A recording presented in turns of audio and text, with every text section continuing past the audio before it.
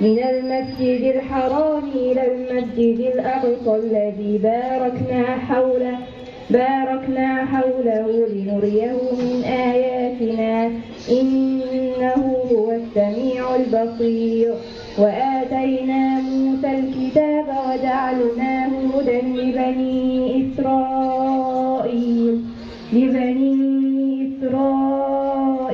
ألا تتخذوا من دوني وكيلا ذرية من حملنا مع نوح إنه كان عبدا شكورا. وقضينا إلى بني إسرائيل في الكتاب لتفسدن في الأرض مرتين ولتعلن علوا كبيرا. فإذا جاء وعد أولاهما بعثنا عليكم عبادا لنا أولي بأس شديد فجاسوا خلال الديار وكان وعدا مفعولا. صدق الله العظيم. وبعد أن استمعنا إلى كلام الله نستمع إلى السنة النبوية العظيمة والكلام خير الخلق أجمعين والطالب منه. قال رسول الله صلى الله عليه وسلم: اتق الله حيثما كنت واتبع السيئة الحسنة تمحها وخالق الناس بخلق حسن. الدعاء يقرب العبد من ربه ويجبر للمنكسرين ويفتح الطرق للداعي ومع الدعاء والطالبتين.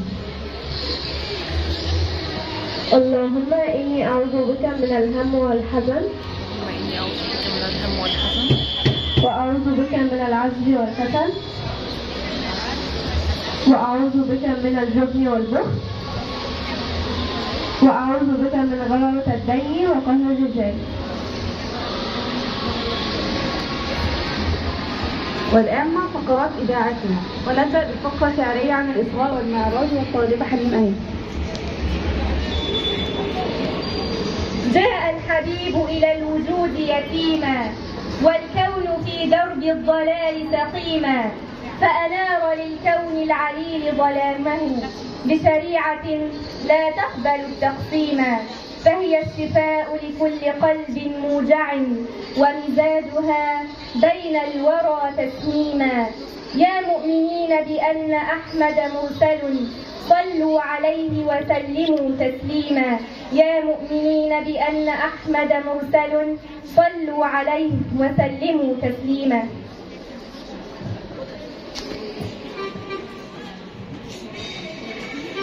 إذا ما شئت في الدارين تسعد فأكثر من الصلاة على محمد وإن شئت القبول في الدعوات فتختم بالصلاة على محمد وإن كانت ذنوبك ليس تحصى تكفر بالصلاة على محمد فما تتضاعف الحسنات إلا بتكرار الصلاة على محمد وعند الموت ترى أمورا تسرك بالصلاة على محمد وعند القبر تحظى بالأمان وترحم بالصلاة على محمد.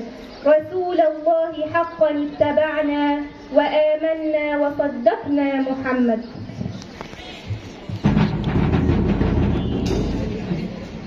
والآن ما فقط عن الإسراء والمعراج والطريقة خديجة.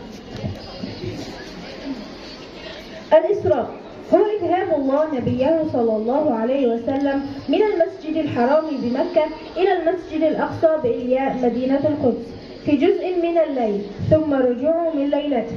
والمعراج هو إصعاده صلى الله عليه وسلم من بيت المقدس إلى السماوات السبع وما فوق السبع حيث فرضت الصلاة الخمس ثم رجوع. والإسراء ثابت بالقرآن الكريم والأحاديث الصحيحة المتكاثرة.